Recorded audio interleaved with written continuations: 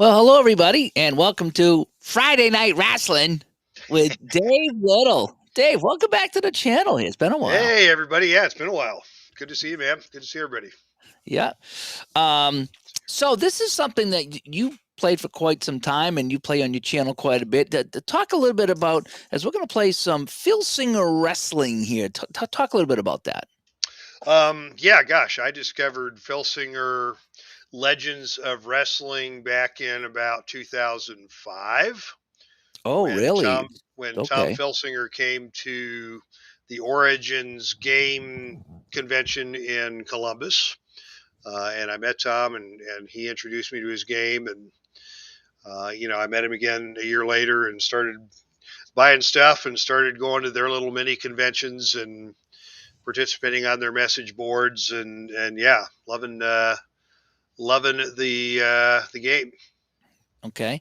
So we're going to play a little bit here tonight, and I'm going to have Dave kind of walk me through. We're gonna do a basic match here to start, and then we'll get into maybe some more advanced stuff and some home brews, and then we will get into. I want to do a tag team match. So those are the three things I want to do. Yeah, All let's righty. do it. So let me change this up here. So all right. So that's what we're looking at here. So these are the cards that you got. Okay. And it looks a little faded out here, doesn't it? I don't know if I can make that any better or not. So we'll see. Let me crank up a little bit more light. Okay. So these are the cards. Right now on the other side here, you get a really nice color drawing of these cards is what you get, and that looks really kind of cool. I like that, and and then you have the sides here that you actually play on. Okay, so now, Philip's got a new scoreboard. No, congrats, Philip. I'm happy for that. As Barbara and Crew Fan come by, some wrestling fans here, and as well as Scott. Crew fan, yeah, Crew fan's a big Legends player. So, let's talk about. Start with the basic game here. So, from what I figured out is that you're gonna roll dice, right? So you're gonna roll one die for each wrestler, and you start off with a roll to see who gains control. Right, is kind of how it starts. Yeah, And then from there, you roll again and you start with, so let's just say the Sheik had control. You would roll, and whatever that number is, 1 to 6, you'd read over here. And then the number after that, you would go to that defensive level for the other exactly. guy and roll Yeah, his number to see how he responds. And so that could be anything from taking damage to reversing and going on offense, all the way down to a possible pin attempt, I guess is what it is kind of how it goes. Okay. Um, so the idea is that you kind of start in level 1 and you fight back and forth until somebody gets down into level 2, and then you fight back and forth. And the idea is get into level 3 if possible. I know there's over here, there's a couple of chances on level 2 for him to push him into 3, and over here as well, he's got actually 50% chance to drop the Sheik into level 3. And then that's where if you roll the pin, then you go for the pin. Is how it works. Now, what I found about this game, Dave, and I'm not dumping on the game. I'm just kind of no, talking from the games, is that you could play a game, it could be over in a minute, or you could go 10 or 15 minutes and still not get a pin attempt. It's really the roll of the dice and how everything kind of works out is kind of what I gather. Is that correct? yeah, you're absolutely correct. And in my universe, if a match ends unexpectedly quickly, then I use that as the opportunity to create a storyline. What things could have happened in the background that would have caused, a person to win or a person to get pinned. And then if the match goes on and on and on, you can introduce ways to spice it up just kind of spontaneously on the fly. One of the favorite phrases in all of the Filsinger game instruction booklets is the phrase, "It's up to you, promoter." Yes, I like that. I've seen that in there. Um, all right, so let's do this. Do I dare? Because I played this New Year's Eve and one of the matches went forever. So um, let's play a basic game. And now, in the basic game, now again, you can be thrown into the turnbuckle and into the ropes, and there's a whole nother chart for things like the ropes and the turnbuckle Again, out of the ring, you got your death jump, which is from the top rope. So there's other there's not many. There's only a handful of charts here. It can get crazy. We'll get to that a little bit later, but let's just play a little bit of this right here. Okay, so I'm going to put these right here, and I'm just going to roll the dice, and I'm going to call it out, and you have the cards in front of you, so you can kind of follow along to let me know if I'm doing it correctly, right? Okay. So I roll here. The Sheik will be red at all times, and so he's going to gain control, so he'll be on offense. That's kind of how I take that, right? Yeah. So he's on offense. So now we roll, and so I roll a 4. So that says a clothesline 2. And there's an AG, but that's advanced, so we'll talk about that in a minute. So he's got the clothesline 2. So that means he's going to attempt a clothesline on Savage. Savage on level 2 rolls a 5, and it says he's hurt 2. So the clothesline connects. Savage gets hit, and he's hurt. And the Sheik now will go to level 2 offense. Exactly. Okay. Oh, wait. I've got the most important thing. This corner from Tehran, Iran, weighing 262 pounds, it's the Iron Sheik. Iran, number 1. Russia, number 1. USA, Haktui. And in this corner from Sarasota, Florida, weighing in at 248 pounds, it's Randy the Macho Man Savage. Ooh, yeah, dig it. We forgot that. So we got that in late. Alrighty, so we've rolled once, so a clothesline. So in what you could do in this situation, it's like, and now the Sheik grabs Macho Man, gives him a clothesline, and he goes down. Right? And that's how you picture it in your mind. So we're gonna roll on 2 now. So we're in offense 2. Okay. And so now he's gonna attempt a chest breaker. And we're gonna go to 2, and over here, the 2 on a 3, and he connects on the chest breaker. And Savage is hurt and stumble, and it's a 2 again, so we stay in 2. Okay, and this is just the basic mode right now. Yeah. All right, so now I have a 5. He's going to go belly-to-belly suplex, and it's going to drop him into 3. So I come over here to 3, and it's 1. He's hurt, but we go back to 2. Yes. So the suplex connects, and the Savage goes down, and he's in some pain, but we stay in level 2. Okay? So now we roll, and now it's going to be a kick to the stomach. And over here in level 2, because this is kick to the stomach 2, he's hurt 2, so we stay in 2. So he's kind of working him over a little bit. He's working him over. Now, in basic mode, and I don't know about advanced mode, there's really no fatigue happening right now, right? Right. So as much as he's getting beat up, nothing's really happening to his stamina. There's no number that's kind of counting down or weakening him, right? Right. Yeah, he's taking a few shots, but he's still okay. So again, that's part of the storyline that you got to keep going in your head. Okay, so I just wanted to kind of clarify that, make sure I'm doing that right. Okay, so now the Sheik, I says, as he's back into 2, so we have a 4, so he's going to go thrown into the turnbuckle. So I'm going to take out my turnbuckle chart, right? So now Savage goes into the turnbuckle, so I roll off the Savage turnbuckle is B. So I'm going to go turnbuckle B, and I got a B9. So on a B9, it says you are crushed by, so he's crushed by a big kick, and the opponent rolls on offense level 2. So he's thrown into the turnbuckle. Was it ropes or turn? I think it was turnbuckle. Yeah. Okay. Thrown into the turnbuckle, big kick to the face, and he's just taking a beating now from the Iron Sheik. So the Iron Sheik rolls on 2, so it's a 2. So we got a chest breaker. But now his name comes up on a 2. Yeah. So he avoids the chest breaker and reverses, and now he's on offense, correct? Right.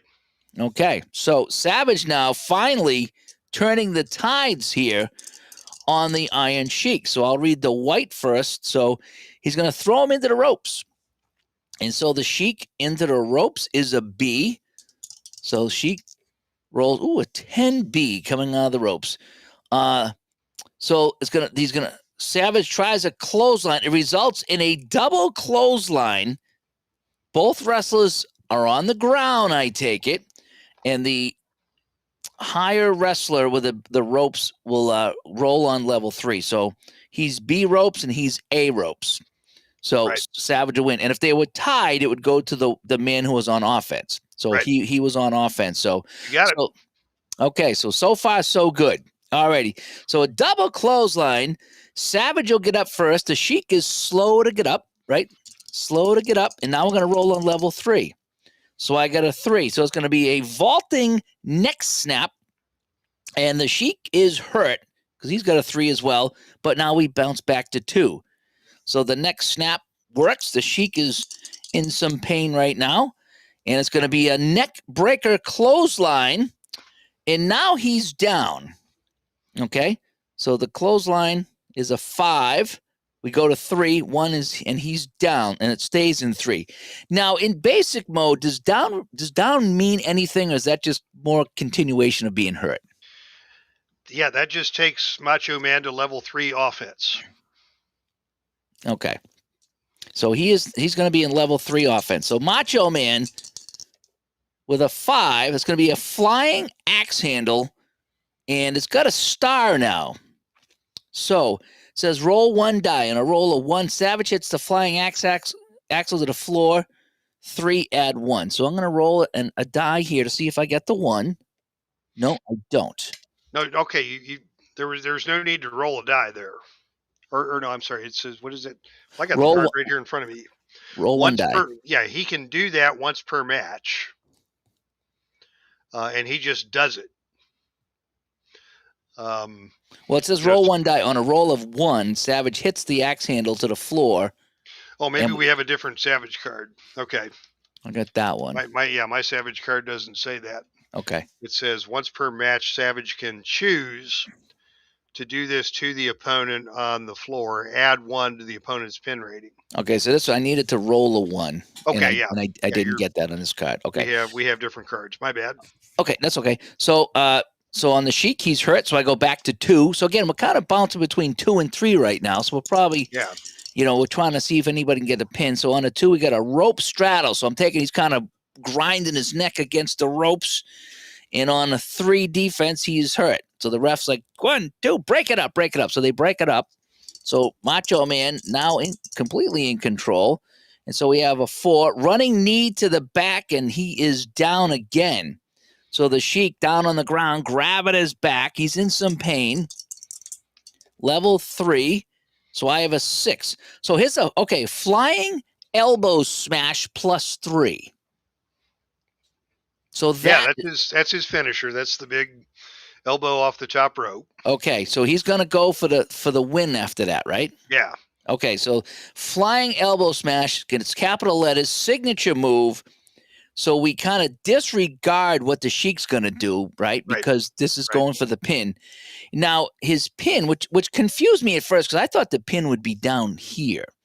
Instead, the pin's on the defense over here. So that's what we would use, correct? Yeah. Okay. So his pin is a 5. However, it says to add 3. So that would be an 8. Yeah.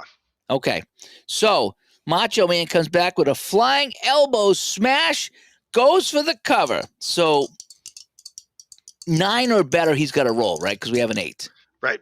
Yeah, 8 or less, he's pinned. 2 to 8 is a pin. Yep. Okay. 9 or better is a kick out. So here we go. 1, 2. That's a 6. 3. Ding, ding, ding, ding, ding. And the Macho Man, whatever the music would be for the Macho Man. So that is basic mode.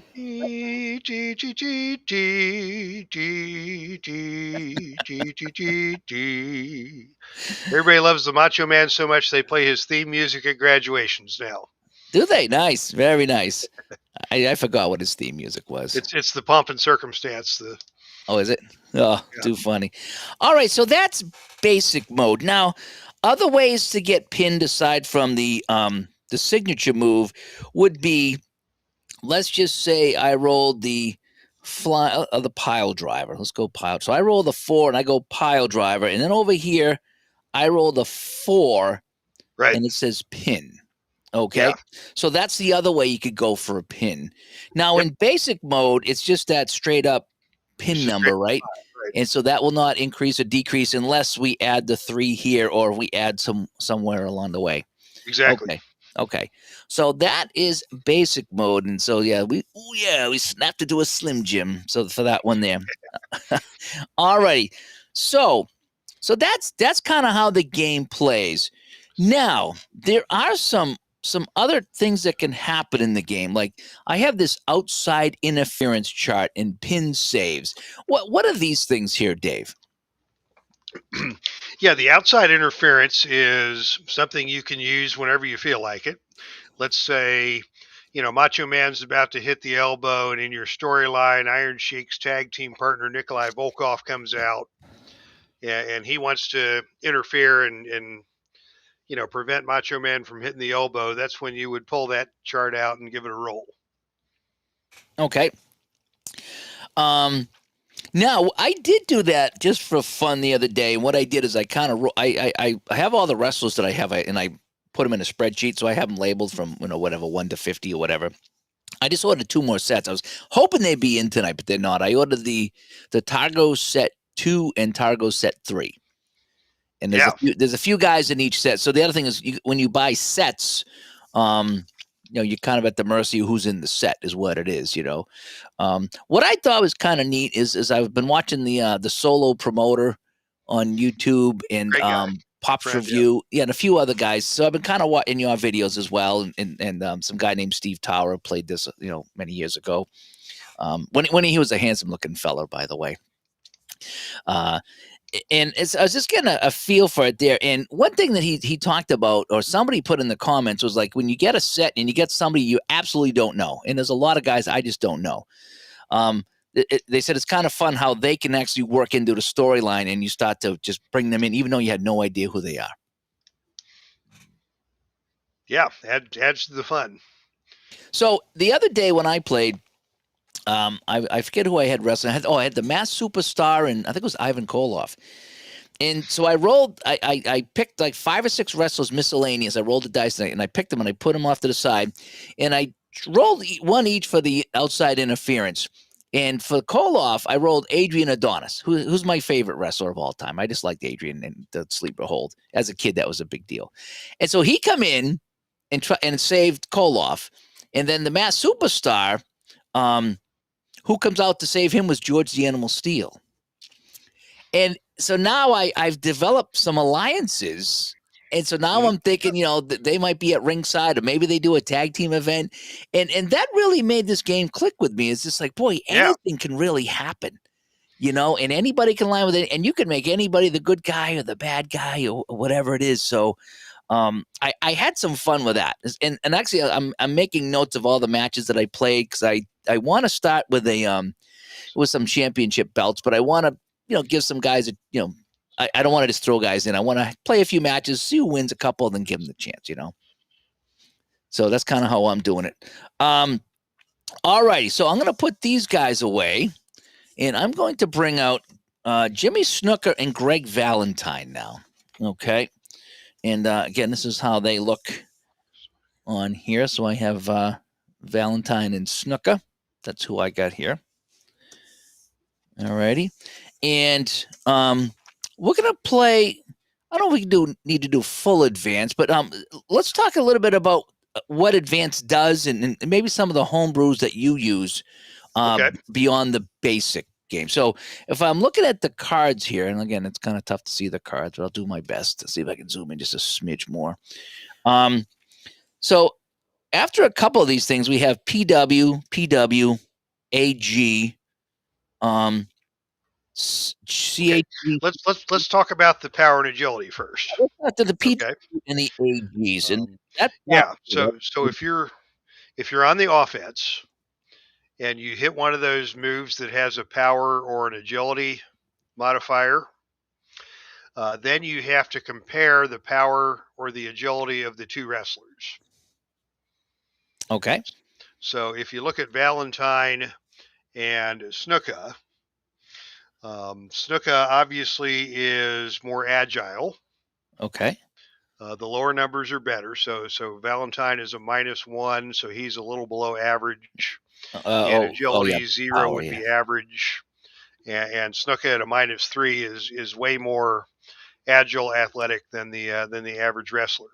Okay. So If Valentine rolls on level 1 that 6, the running clothesline agility, that's not going to work Okay. because Jimmy Snuka would dodge that. He's more agile. Okay. And instead of that being a level 3 move for Valentine, he would miss that, and Snuka would take over on level 2 offense. Okay. So Valentine swings and misses. He's off balance. Snuka turns around and has the opportunity to take over control. Okay. So the numbers will go. The control will go back and forth a little more when you use those. If the numbers are equal, they're both a -1 power. So that means both. The power moves will work for both guys because Okay. their power Oh, is equal. So okay. So the power work. Valentine Okay. can use his clubbing forearm. Snuka can use his body slam. Okay. Okay, so So that's yeah, how. that's Yes, so that's just more of a let's fine tune this match a little bit to yeah, see how their power. exactly. So, all right. So it's what I thought was kind of weird too is that the lower was better because it just kind of thinks Mhm. the higher would be better. You think, but Yeah. so I had to kind of like Um, really focus on that. that'll make sense as we get into some more of the rules. Okay. All right, so that's the first one, the Okay. PW power and the agility for both guys here. So now we have a CHABHC. So we got a CH with a letter. So what does that mean? Um, that means you go to your choice chart. It's on the back of the ropes chart. Okay. Um, yeah, and so the choices A through H. If I am on offense, so let me see Valentine's card. So Valentine on A knee breaker level C. 4 has the knee breaker choice B. Yep. So if he hits that, you will go to the choice chart Okay. and look at the choice chart Is and look at B. choice B, and he'll have the option. Valentine can choose whichever one of those moves he wants. So he can try a standing drop kick. That is against the opponent's agility rating. Snuka is very agile. It's a -3. Um, so when you look at the choice B, it's 8 or lower plus or minus the agility rating. So 8 and then the -3 would make that a 5. Okay. So you've got to roll between 2 and 5 to make that standing drop kick work because Snuka's not going to fall for that. Okay. And then the other option would be throw the opponent into the turnbuckle. And there's no role for that. Okay. Well, you're on the turnbuckle chart now. Yeah. Right. Okay. Yeah, so there's no role for that. So yeah, and you can see with each of those choices, it's either do this on the power or do this on the agility, or do this on the power or pick something different. Okay. So that's another way that the game kind of takes into account, who's stronger and who's faster, and how that has more of an influence on the course of the match. Okay. So that's the choice situation. Okay. I Yeah. I wasn't using those because I wasn't sure. Like I said, it works on a roll of 8 plus some, and I was like, I don't know if I want to get into all this minusing stuff. But Hmm. you made it sound pretty simple. So Yeah. so I can look at that and say, so I either throw him into the turnbuckle, just right, whatever, or I could try the standing drop kick. But I would again because his agility is so good. That roll of Yeah. 5, ooh boy, I don't know if I'd want to do that. Yeah. Very, very slim chance that he's going to hit the standing drop kick. He's better off throwing him into the Yep. turnbuckle. And so if I would have missed that, instead of me going to 2, Snuka would go to 2, correct? Right. Okay. So that's okay. So now we've talked about the PW, the AG, and the choice situation. We've already talked about the +2 here for the finisher is what that's called, the Mhm. finisher. Let me see. Boy, he's Let's got a talk, lot of reversals over here. let's talk about that finisher some more. Okay. This is probably the biggest difference between the basic and the advanced. So if Valentine gets that +2 on the figure 4 in the advanced version, you're going to add the +2 to Snuka's 3. So the number in parentheses is the advanced pin rating. So the first time Valentine hits that figure 4, the pin roll is going to be 2 to 5. Okay, so I see a lot of people do something like this. Exactly. So Exactly. the Those pin are, is a 3. So where's yeah, the 3? So he's a pin yeah, so 3 it's a pin 3. and he's a pin 3. So that's kind of how we would start off. Oh, sorry. Yeah. Okay. And now, if Valentine hits that figure 4 and Snuka escapes, Snuka adds a point of fatigue, and now that becomes a 4. I see. Okay. And so every time there's a pin attempt, the wrestler who has to kick out gets a little more tired. So with each time the wrestler, as the match goes further and further, the odds of the pin get higher and higher. Okay. Um, there are also some moves that will say on the move, add 1. I think we saw that on the Iron Sheik's card. Yeah, loaded boot. Loaded boot 3, add 1. So he connects. If he connects. Yeah, yeah, he hits the move, and because of the boot, the opponent automatically adds a point of fatigue. You get kicked in the head with a loaded boot, that's going to wear Oh, you out. nice. Okay. So that would automatically add another point of fatigue. Nice. Okay. Um. So now, what I also found is in what was sent to me, I had some referees actually, Mm-hmm. and there was 2 or 3 referees you could choose from, and it was kind of neat. Some did some different things, and some, the disqualifications were a little bit less or a little bit more. So what I did the other night, just for fun, of one of my matches, I picked a newer guy. I invented this newer referee, and I moved their pins up by like 2 to start the match. And I was Mm-hmm. like, this he's got a quick count because he's new, and that's kind of how I started the Yeah, match. And it would get the match over a little quicker too, so I wouldn't go forever. But I thought that was kind of neat that you get referees that can kind of modify some things too. And again, they wouldn't go up by that much. But I guess it's you're the promoter, so you can kind of put in whoever ref you want. yeah. Um, And when you get into some of the extra, homebrew and some of the extra books, you can have like the guest referee, and the guest referee will be, will give the advantage to one guy over the other. If oh Valentine yeah, gets yeah. one of his bad guy friends to be the guest referee, then Snuka gets the fast count and Valentine gets the big slow count, and yeah, again, it enriches the story. Yep. Now I have this right here. Yeah, Okay, so this just talks about different matches, like the street fight and the cage fight, and all kinds of crazy stuff going on in here. Steel cage match. Um, so I don't know what else is in here. I think this is mostly just matches, right?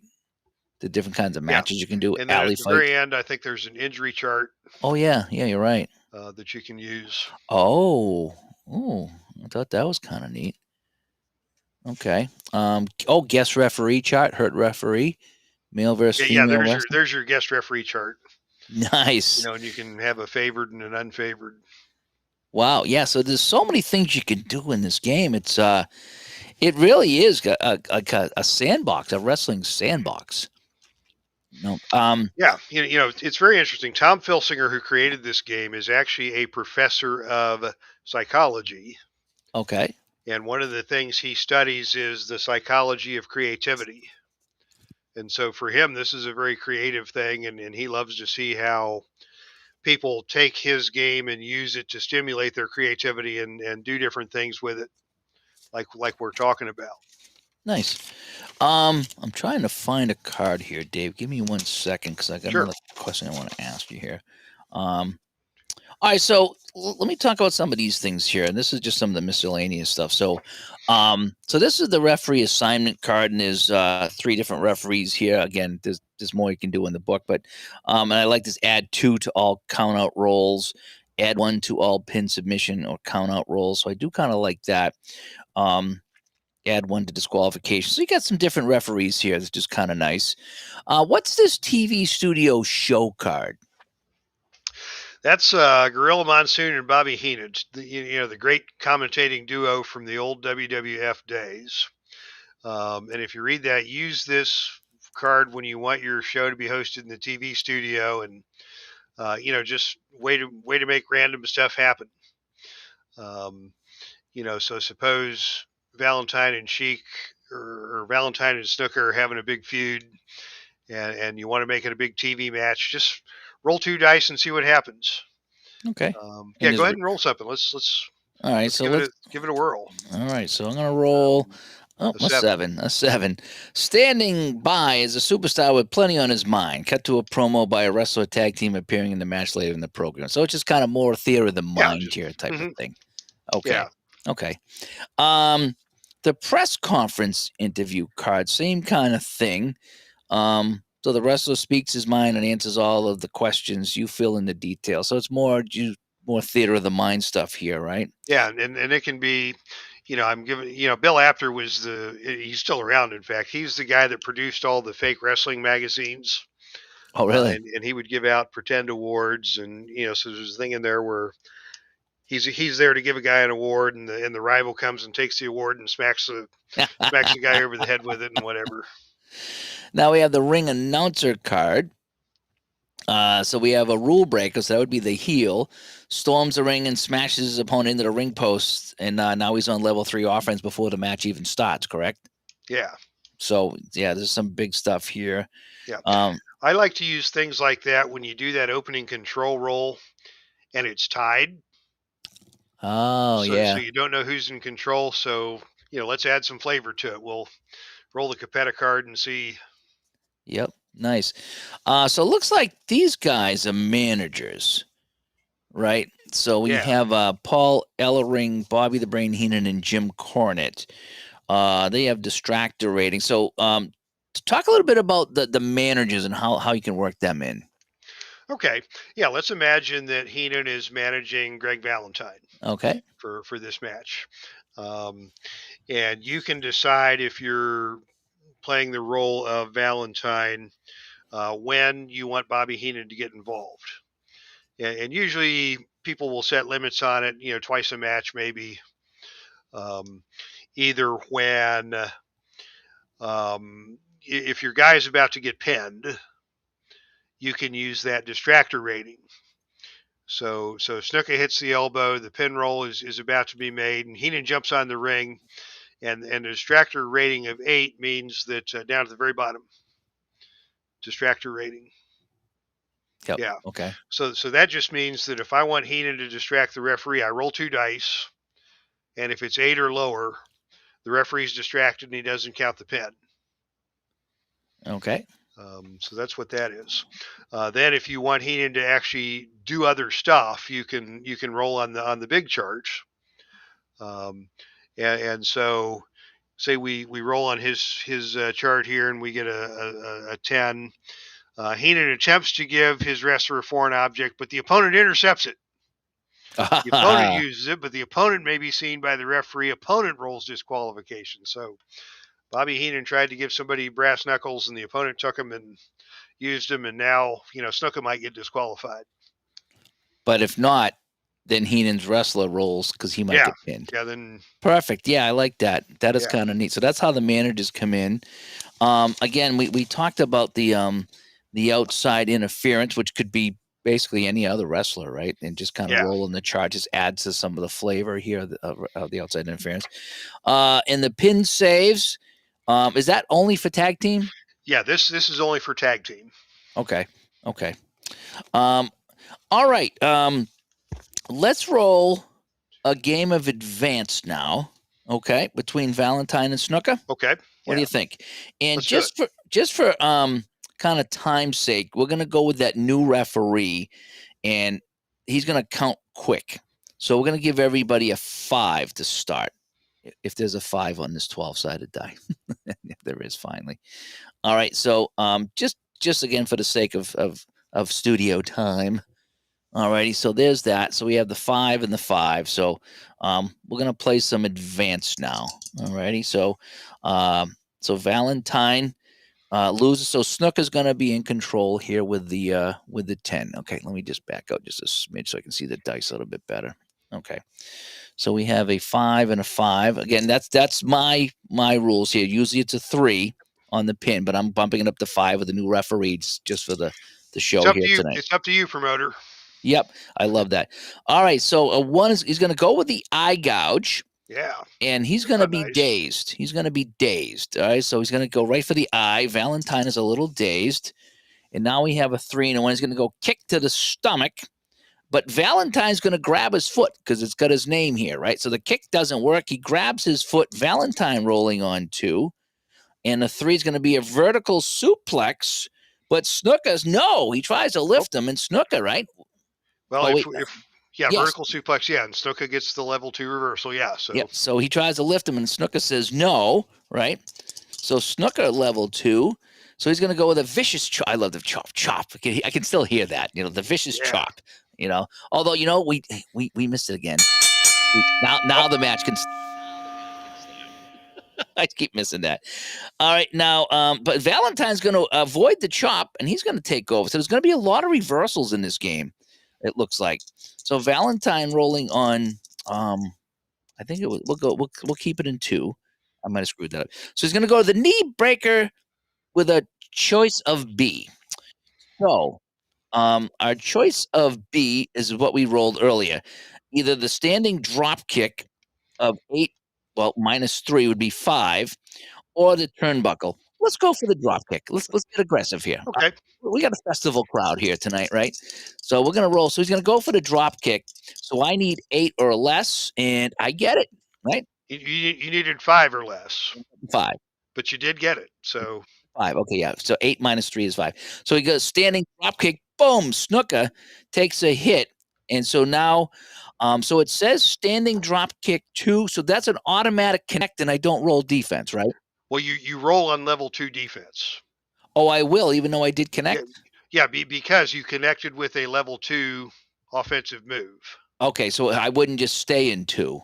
I No, would you would roll roll. on level 2 defense. Okay, that I didn't know. That I didn't Yeah, know. All right, so I got a 5. Okay, so he's hurt too. he's hurt. Excuse me. So he takes the big hit. So we're still rolling on level 2, and that's Valentine. Um, I believe it was Valentine that was in control. Yeah, Okay, Valentine's in control. okay. So I got a 5. Valentine chops going to 3. Oh, and he's down. Okay, now you see that Oh, LV? the LV, yeah. Snuka now, this is advanced. Snuka has the option of leaving the ring now. Oh, I forgot about that. Yeah. So That's what what are LV is. the advantages and disadvantages of leaving the ring on something like this? Well, you look at the ring ratings. Okay. Okay, Snuka's a ring A and Valentine's a ring A. So they're both good brawlers. If Snuka was a ring C and he couldn't fight, he might not want to leave the ring. He might just want to take his lumps and stay in the ring. But because he is a level A, he's probably going to want to roll out, go out of the ring now and roll on the out of the ring chart. And take his chance out of the ring. Yeah. All right. So he's down, but he's gonna leave the ring. So we rolled an 11. So Yes. he's Get your out of the ring chart. oh boy, It's on the back of the death jump. yeah, A11. So A11. So the opponent, which is Valentine. Right. Valentine, so that's out of the ring chart, comes out of the ring and tries to hit you with an object, with a steel chair. The referee comes over and warns him to stop, but he pushes the referee out of the way, and Valentine could be disqualified. So his disqualification is 5, right? Yeah. So 5 or less, and the referee throws him out. Oh, Ooh. he got So a stern warning. You got a big warning. So if there's no disqualification, the opponent, Valentine, throws you back into the ring and goes for the kill on level 3 offense. So the choice to Yeah, leave so the ring was not a good choice. Not a didn't good pay off choice. for Snuka that time. No. Now, what are some of the things that can happen when you come out of the ring? You can reverse it or be in control. So it's kind of a crapshoot. Yeah. The lower the number, the better it is for the guy who's on the chart. So if you had rolled a 2, then Snuka would have grabbed Valentine and smashed him and bashed him and taken over. Oh, nice. Okay. But because you rolled that high number, that 11, that's much less favorable to Snuka, and in this case, it was Valentine with a steel chair. And if he'd rolled a 12, there even would have been the possibility of a count out. And so the count out, you would roll just like the pin. And if he survived the count out, you would add a point of fatigue just like you would on a pin attempt. Okay. Yeah. Okay, good. All right, so it's making more sense. It's making more sense now. A couple of things I didn't pick up on. All right, so now Valentine's on level 3 Valentine's right on now. level So, 3. so Yeah. Snooker's in some trouble. He got hit with a steel chair. Referee gave he wagged the finger really, really, really sternly at Valentine. All right, so Valentine, we have a 5 and a 3, so it's going to be a shoulder breaker 3, and that will connect, and he is hurt going back to 2. Yeah. So he's hurt, but he's kind of gaining some strength So a yeah, little bit. Snuka's gaining some strength. He's trying to get up, and the crowd's cheering for him, and Valentine's still banging on him. All right, so we have the knee breaker, choice B, and we talked about that. That's the one we went to earlier, which was going to be the standing drop kick. So now, we can do the standing drop kick, or we can do the into the turnbuckle, or we can just stick with this, right? No, it's just the chart. Oh, really? Yeah. Okay? Ooh, I didn't know that. I didn't know that. Okay, so we have to go. So we're going to go into the turnbuckle this time. Okay, so Valentine throws Snuka into the turnbuckle. Turnbuckle B10. B10. It's up to you, promoter. Would it be me? Yeah. So Snuka comes off the turnbuckle with a big specialty move, but the opponent tries a specialty move of his own. Both wrestlers go down. The wrestler with the better turnbuckle rating recovers first. So Snuka comes out. So Valentine's the better rated one. Yeah. I would go to the offense, obviously, right? Okay. So So Valentine's the better turnbuckle, so he goes back on level 3 offense. so they both try a move. Snuka comes out, maybe tries a chop. Valentine maybe a suplex, whatever it is. So Valentine hits his move. Is kind of what happened. Yeah, Okay. exactly. So Valentine hits his move. Well, let me slide. I didn't realize you were off camera there. You were off the table a little bit, Dave. Now we can see. Now we can see the whole bit of you. All right. So after all that, he goes on. What did I say? It was level 2. Yeah, no, Valentine's back on level 3. 3, level 3. Okay, so Valentine level 3. And so now we have a 2, which is going to be a death jump. So we go to the death jump shot, Okay. right? Before you do that, Yep. behind the death jump, there's the letter C, Okay. which means choice. Okay. Valentine can do the death jump if he wants to, or instead he can choose to roll again up on level 2 offense. Oh, I see. So he bumps up 1. Yeah. So if you look at the situation, Snuka's turnbuckle rate, his death jump rating is A, And that's good, right? and that's good for Snuka. Snuka's more agile. So if you're thinking about Snuka and Valentine, is Valentine really going to climb to the top rope in the middle of a match with Jimmy Snuka? Maybe not. And this is your decision. Am I going to go for broke and come off the turnbuckle, or am I going to play it safe and try and do a chop or a forearm smash or something that would be kind of more in accordance with Greg Valentine's style? Yeah. Okay.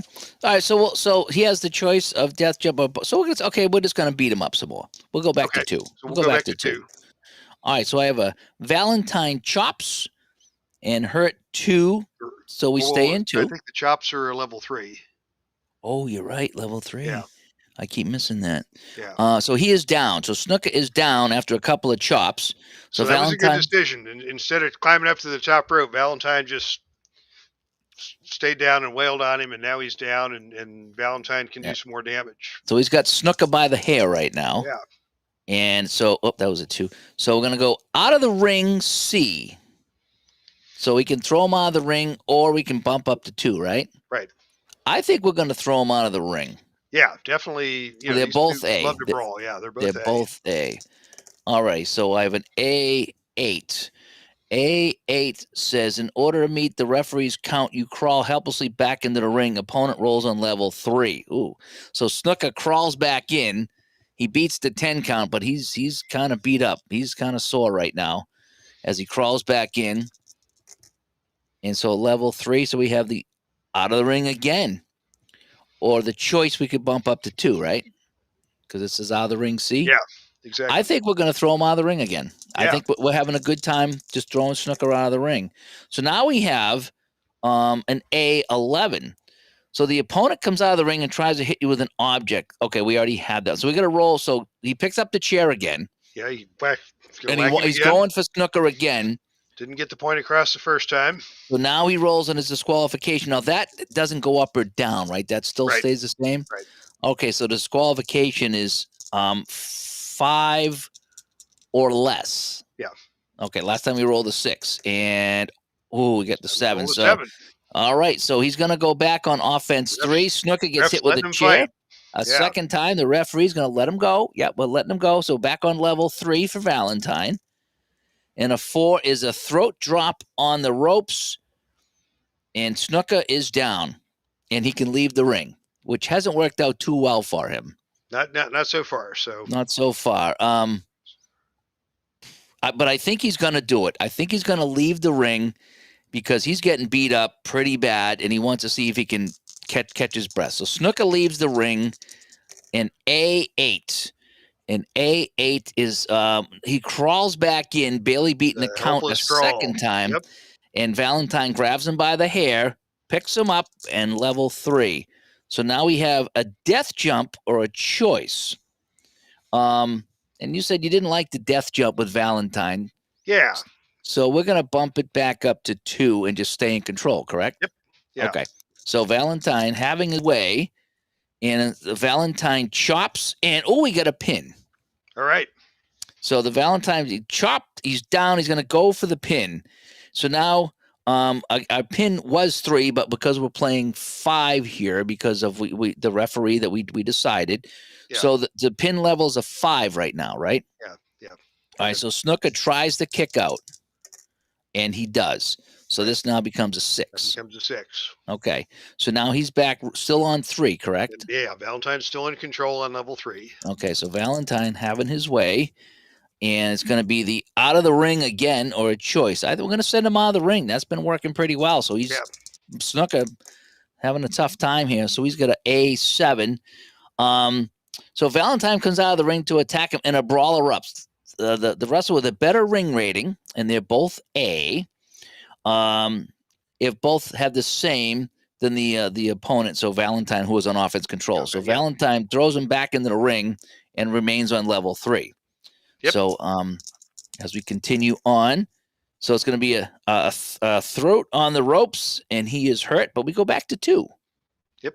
So the match kind of continues on. Snooker's trying to regain his strength, and Valentine's got to stay on him. So a falling elbow hammer sends him to 3, and he connects, hurt, back to 2. So Valentine's still just kind of working him over, and now we get a Valentine's chop, and now he's going to stay in 3. So Snooker staggering now. And a 5 is going to be a shoulder breaker going for the pin. Right? Shoulder breaker 3, going for the pin. So now the pin is 6. Now the pin is 6. So Valentine on top of Snooker, and no, we have a 10. So now this becomes a 7. Yeah, so every time the pin gets more and more likely. So we're back to level 3. Snooker barely raises that shoulder. Oh, no, now we got the figure 4. The figure 4 leg lock, and that's an automatic pin roll, right? Yep. And because it says +2, that becomes a 9. That becomes a 9. All right, Snooker going into the figure 4. Is he going to tap? Is he going to tap? Is he going to tap out? Is he going to? No! No, he doesn't tap. And Valentine can't believe it, but now that goes to an 8. And Valentine hanging is on incensed. for dear life. He is incensed. Snooker is limping around. Nobody breaks out of the figure 4. So we have a death jump or a 2. We'll go back to 2. Just seeing how that's what we've been doing in here. So we have a choice B. So we got to go back to our choice B. And we're going to go into the turnbuckle. Okay. All righty. So Good turnbuckle B would be a 4. Ooh, 4B. So Snooker bounces off the turnbuckle and catches the charging opponent with a skull-splitting running lariat? Yeah. I don't know what a lariat is. Is that like a chariot? Like a clothesline. Hits him with a clothesline, and now Snooker And now Snuka takes control. He comes off the turnbuckle. He So after survived the all figure that, four. He bounces off the turnbuckle, and now Snuka's in charge. after all that, he's on level 3. Yeah. So he took the beating. His pin is kind of high, but now he's in control. And here we go. All right, so we have a 2. So it's going to be out of the ring. So we're going to send Valentine out of the ring. How about that? Here we Send him go right again. out. So A7. A wild brawl erupts, and the person with the high did the same out of the ring. So Snuka's controlling level 3. So Snuka now throws Valentine back in the ring. Valentine is not happy about this, and he goes out of the ring again. And a 9 this time. And now Valentine does the crawl of shame back into the ring. So Snuka now on level 3. Snuka, Superfly. Superfly. Okay, no, this is something for cage matches. So all right, so Snuka on the top rope. And so that's a +3, so that would be an 8, right? 3. That would be an 8. All right, Superfly Snuka on the top rope. Valentine on the ground. He got him. He connects. Ding, ding, ding, ding, 1, 2, 3. And come back by Snuka. Survives the figure 4. the beating he took. Superfly leap, and that is your victory. So Valentine got the figure 4 leg lock, but Snuka must have grabbed the rope or something. And he hits the Superfly. And so that's kind of the fun that you can have in this game here.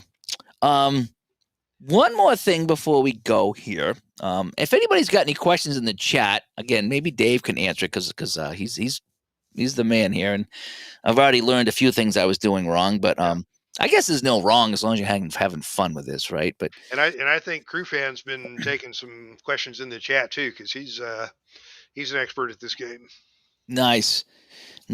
All right, so let's do this. Let's go back, and we're gonna do Snuka. Now, do you have the Savage cards that I have? You had different ones, you said, right?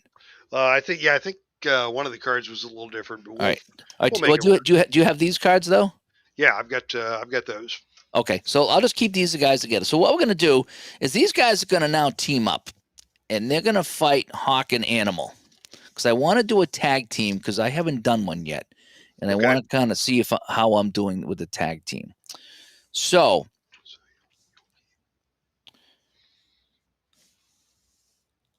So how do you want to do this, Dave? Do you want to do basic? You want to do advanced? I mean, advanced is really not that much more difficult, right? Yeah, it's not that much more difficult.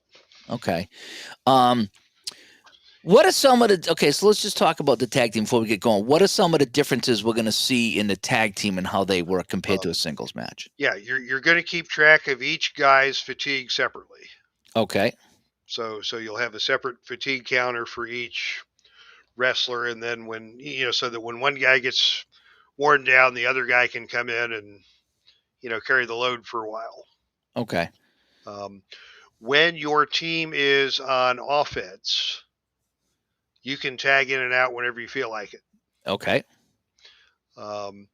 If you are on defense, what do you need the tag here? Yeah. When you see there's a defensive tag option, and when you hit that defensive tag option, and you want to tag out, you have to roll 2 dice, and on a 2 to 6, you can make the tag. So that's the thing. I see. So that's not an automatic. The one guy's weak, and he's trying to get to the other guy, and he finally gets his defensive tag, and you got to roll, and he couldn't get him. The guy grabs his leg, pulls him back. So, but on a 2 to 6, he makes the tag. On a 2 to 6, he makes the tag. Okay, so if you roll a 1, you don't. And the new guy this is on 2 dice. You roll 2 dice, so 2 to 6 on. Oh, 2 dice. Oh, I see. Okay. Yeah. Oh, wow. Wow. And so, if Animal makes the desperation tag to Hawk comes in and he starts on level 1 offense. I see. Okay.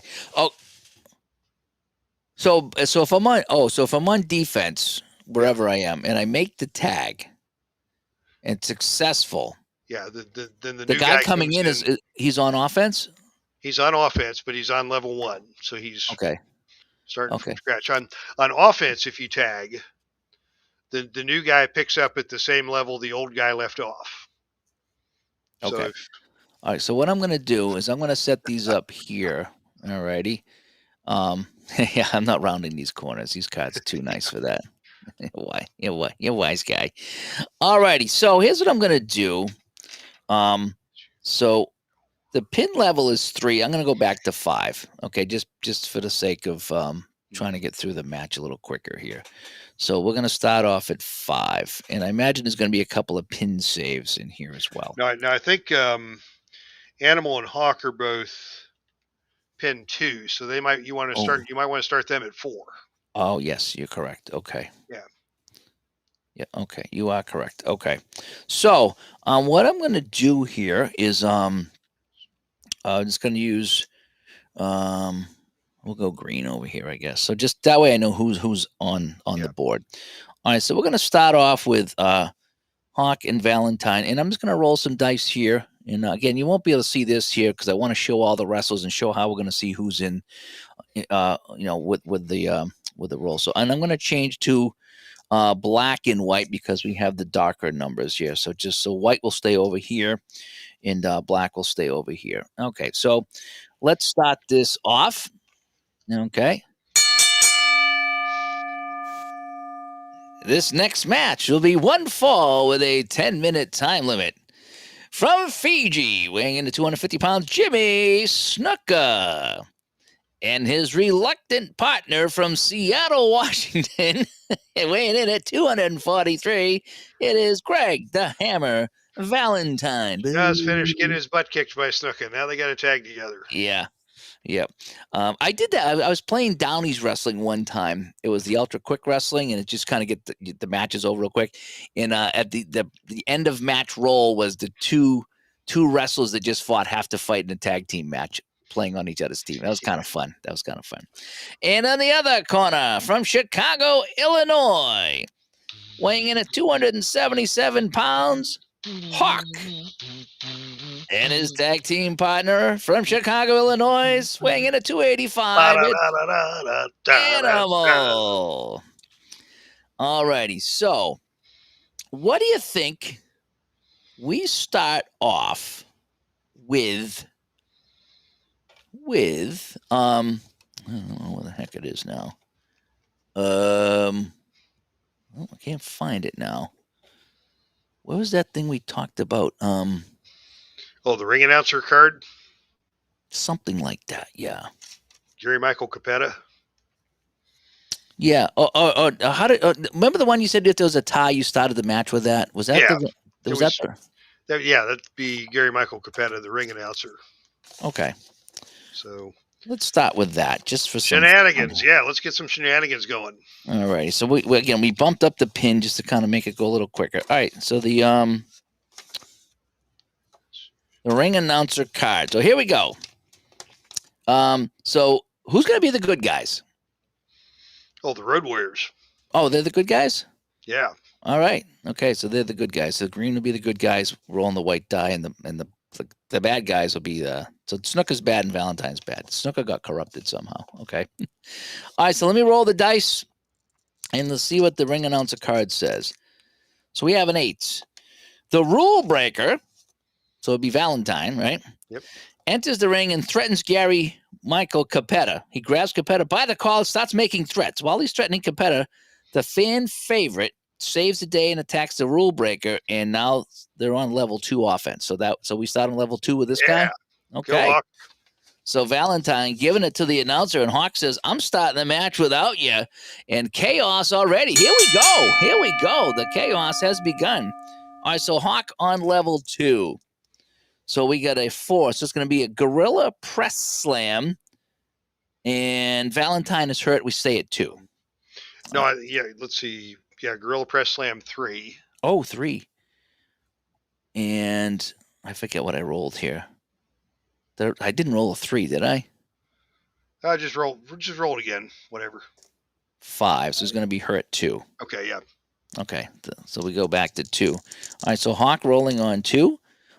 Vertical suplex 3, and Valentine hurt again, and he goes back to 2. So hurt looks like 2, and down stays 3 is Yeah, what it looks like. yeah. It's always dazed 1, hurt 2, down Okay.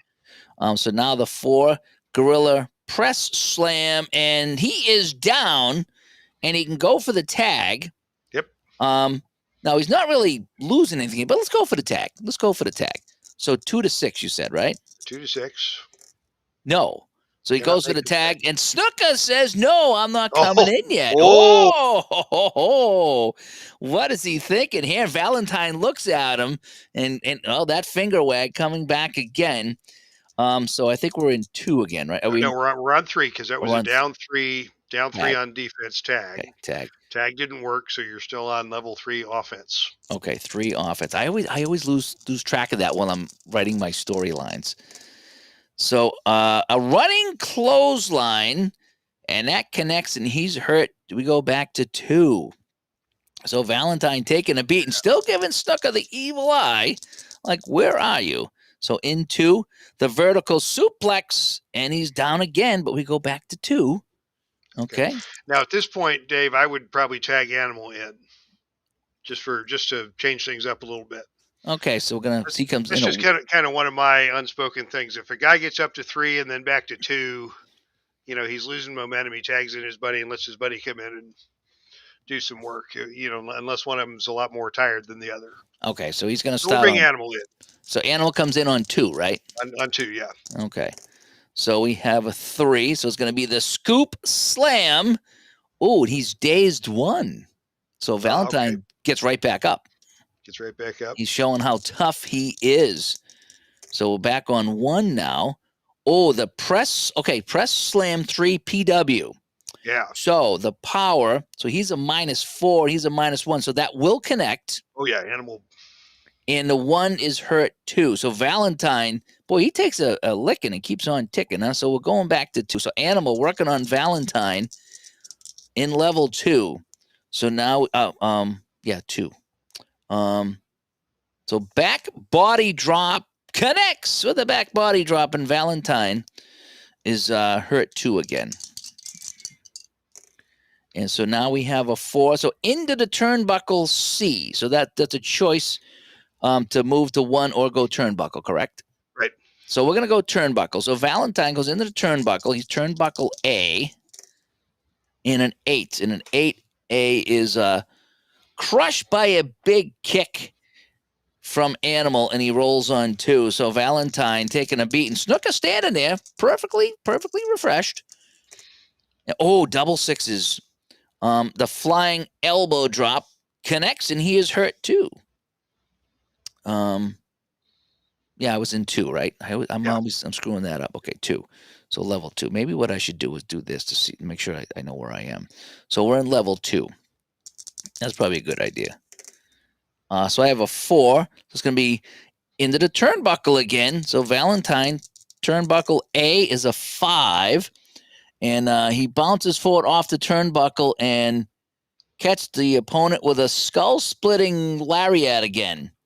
Oh, so Valentine now, right? Valentine counters that with a 5.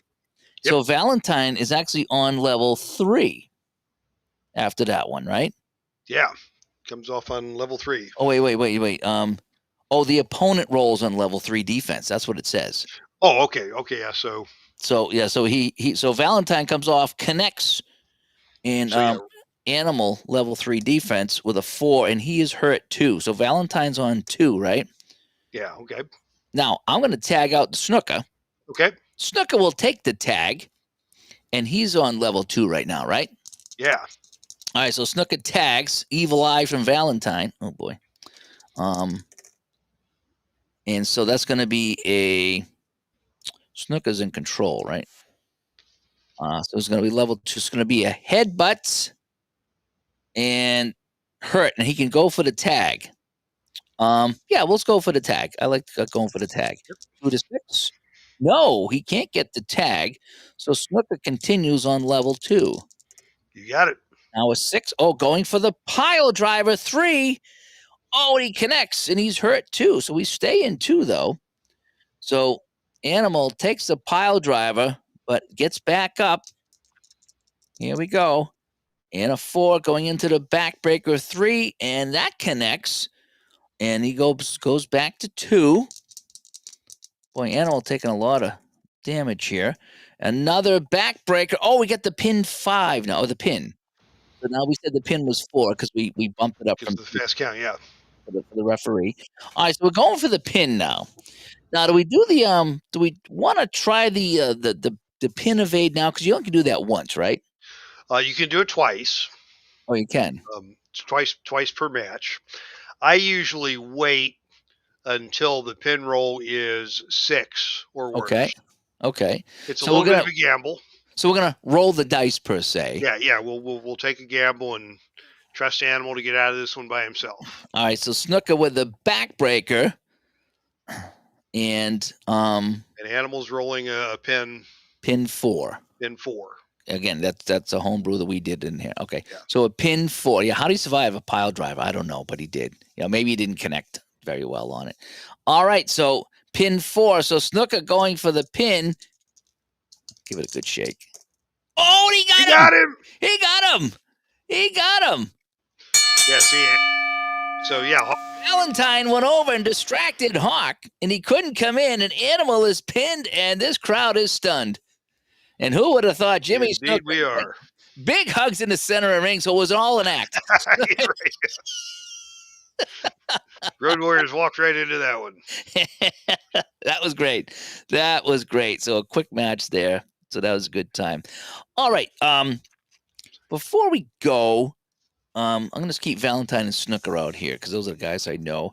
Talk to me about some of the things that you do. What are some of the home brews that you like to use when playing this game? Just so like some things I can kind of think about. Gosh, there are all kinds of bootleg charts running around out there. I've made some of my own bootleg charts. For tag team matches in particular, if a team has been in control for a while, I will let them do a double team, and there's a double team chart. So if you recall when Animal was roughing up Valentine for a while, Hawk could come in and they could try a double team. And do I have that chart, or is that something extra? No, I don't think you would have that. That Okay. goes way back in time to Okay. a long time ago. So was there something in the rule book about that? thing. Was there something in the rule book about tagged and going? I don't remember. I thought. Yeah, I don't know if there's anything in the ringside companion or not. Maybe there is a double team chart in the ringside companion, but that's one flavor thing you can add, and okay. That can either do more damage or you can double tag team moves. Let me see. Oh yeah, okay, that's a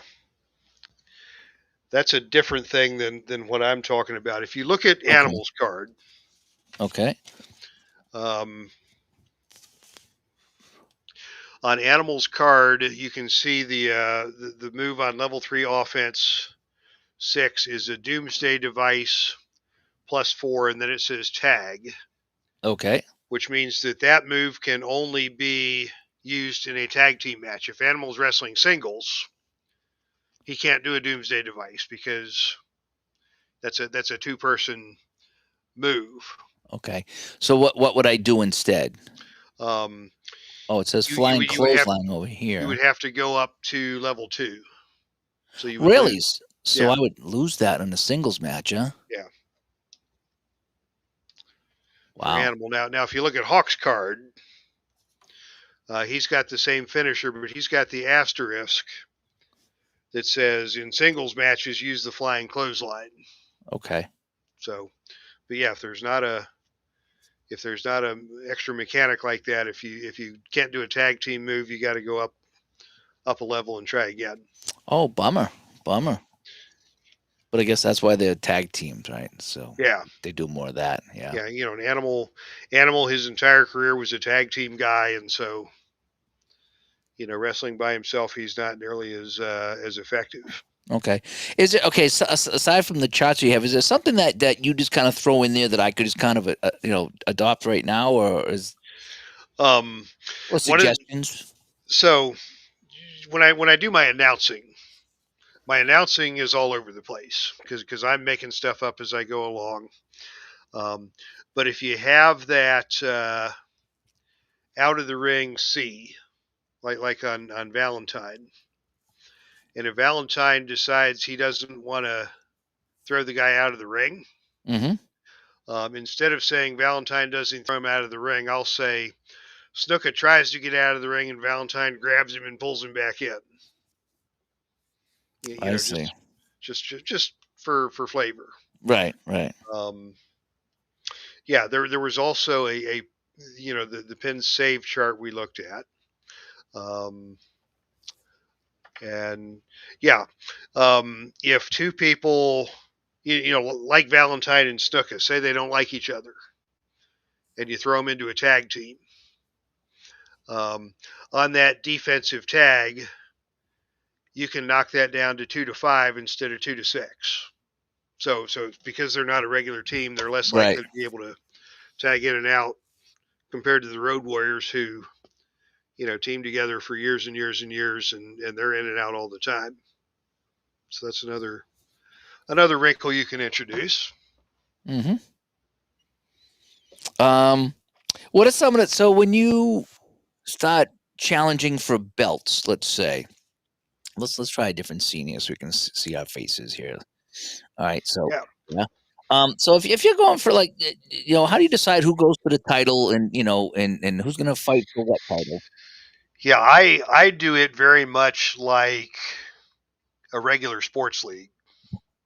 Um, I won't just decide that Valentine's the champion and I'm going to make Snuka the number one contender. I have like a ranking system where you got to work your way up to the rankings, and then the top two guys will fight it out to see who gets the title shot against against Valentine, and that's not the way they do it in the wrestling world, because I end up with a lot more matches that are good guy versus good guy or bad guy versus bad guy. Mhm. Um, because if the if the Miami Hurricanes make it to the national championship game, I'm not just going to say, oh well, they've got a huge rivalry with Florida State, so I'm going to throw Florida State in to be to challenge for the championship. That would, that's not But at the same that's how wrestling does it, but that's not right. how I do it in my. But at the same time, though, whereas you're the promoter and anything goes, there's no saying that Greg Valentine has to be the bad guy, right? He could actually, Mhm. in your world, be at least for a while, Yeah. right? Hmm. He could become a fan favorite and then turn heel. Sure. So I mean, you could have quote bad guy versus bad guy, but maybe one of them's not. Um, so yeah, so I guess it is kind of wide open. I want to set up the heavyweight championship for my. I get the D wrestling. I don't know if you saw the logo that I that I put. Oh, nice. Yeah, Cool. yeah. I don't know if I can share that my results, Dave. Hang on one second here. See if I can call up my wrestling results. Yes, maybe I can. So, let me see if I could share share my screen. I'm going to share my application window. Alrighty. So that is my screen here. Let me see if I can make that a Oh, bit. look at that. So I don't know if you can see that at all. Yeah. So that's my D logo. I just went into whatever and said, create me a logo for wrestling. So it's the D Wrestling Federation. And my first set of matches was a county festival up in Portland, Maine. And I just had 4 matches as we kicked off our federation, and so that's what happened. Adrian Adonis defeated Lou Albano. Albano was counted out. George the Animal Steel pinned Hillbilly Jim. Ivan Koloff pinned Coco Beware, and Valentine was disqualified in his match with Snuka. And I don't know how I get out of here now. There we go. Yeah. And oh yeah, Lorem Ipsum. Yeah, we get Lorem Ipsum all the time. But Crew Fan brings up a good point. Um, a lot of people roll twice for a DQ, Okay. because over time, if your DQ is 2 to 5, that's what 10 out of 36. That's about a third of a chance you're going to get DQ'd on any given roll.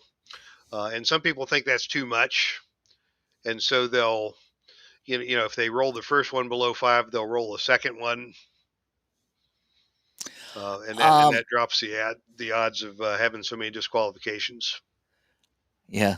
I'm actually, yeah, I am going to have what I remember in the beginning, I talked about all the unknown wrestlers.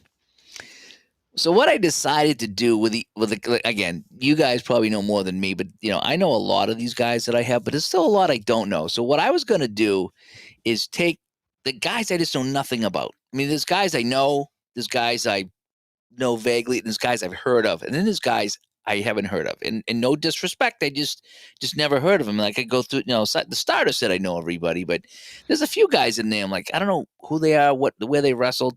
So I have a whole bunch of unknowns, and so I'm gonna have them wrestle, and I'm gonna have a Ken Maka belt. And I don't know if you know the story with Ken Maka on the channel where I was playing a game of Strat with the 80 Expos and I put him in at third base and I didn't realize he had the highest error rating. Oh, no. I didn't realize that. And he came through. Not only did he make a play, but he got a hit. And so Ken Maka has kind of become a unsung hero He's here an on the icon. channel. He is. The other night in Appa, I rolled back-to-back 66s, which is a home run. And I think it was Jim in the chat said, yeah, it's a 1 in 216 chance of rolling back-to-back 66s. So he got a big home run. He does well on the channel. And it's just somebody just kind of became a folk hero, just kind of by accident. So I thought I'd pay homage to him and give him we'll have, for all the unknown guys that I wrestle, we'll have the Ken Maka belt. Ken Maka Championship. So that'll be kind of like the US title or the TV title or something like that, I don't want to have too many. I definitely want the top one, which would be what, the heavyweight or I don't know what you would call the top belt. World Heavyweight Championship. Yeah. I've always been a fan of the Intercontinental title. I don't know why. That was kind of like a secondary title for a guy that never could quite, at least when I grew up, could never quite crack the top group and challenge for the main title. But the Intercontinental title, that was one they could always win. I do want, obviously, a tag team title. I want to have, maybe I'll go through the book and try one of these crazy matches, and maybe have. When you get into the book, some of the matches, I think about half of the book is the Champions of the Galaxy, which is the fictitious, sort of cartoon universe, and there are some different kind of matches, anti-gravity match and things like that. Tom is also a big cartoon fan, and he has this whole fictitious universe of cartoon wrestlers, and they have their own special powers and special matches and stuff. So you'll find some of that in your ringside companion alongside the standard stuff that normal human beings would do. Nice. Yeah, so I'm thinking about, aside from the tag team, is having four: the World Heavyweight Championship, the Intercontinental, the Ken Maka, like some road said, the People's Champion belt, the Ken Maka Championship, and then I gotta have one other one there. Not that I want to have like everyone with a belt, but I just those are the fun matches to have. Is something to build up and try to get, and maybe if you win one of those belts, then you can challenge for one of the higher belts or something like that. So, but that's the fun of it. You could do like a hardcore belt, and all the matches are no disqualification. Okay. That's an idea too. Yeah, the thing that why I've been raising the pin levels, and I know again it's your rules, your way, but I don't want to wreck the game. But at the same time, that night that I went 10 or 15 minutes, I couldn't even get a pin roll, and I was like, oh man, this is going to be all night. And I like your idea of at some point just having the outside interference come in, or just calling it a draw or something like that. Yeah, you'll find that happens less when you start using the choice charts and the things that make the match go faster and have more variety of moves available. Okay. One thing I did notice here is the injury chart. That might actually speed some things up as well. Not that I'm trying to make it a fast match, but you know what I mean. I don't want to be here all day for one match. How would I get to the end? Was it something in the instructions, or there was a post game thing that somebody could get hurt? Or how does that come in? Um, Up to you.